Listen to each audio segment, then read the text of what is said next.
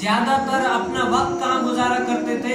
اعلیٰ حضرت مجدد دین و ملت شاہ امام احمد رضا خان فاضل بریلوی اپنا زیادہ تر وقت جو ہے نا وہ دارالفتہ میں گزارا کرتے تھے، شرعی رہنمائیاں لوگوں کو دیتے تھے، دین کی طرف جو ہے نا وہ لوگ آتے تھے، مسئلے یہ وہ پوچھتے تھے تو ان کی رہنمائی کرتے تھے کہ اس بارے میں شریعت یہ کہتی ہے، اس بارے میں شریعت یہ کہتی ہے۔ زیادہ تر جو ہے نا افتاء میں لوگوں کا وقت گزرتا تھا۔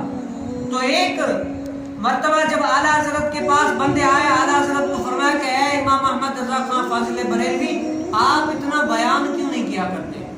جیسے آج ہمارے یہاں مقررین بیان کرتے ہیں یہ وہ، تو اعلیٰ حضرت سے فرمایا گیا کہ اے امام اہل سنت، آپ اتنا بیان کیوں نہیں کرتے؟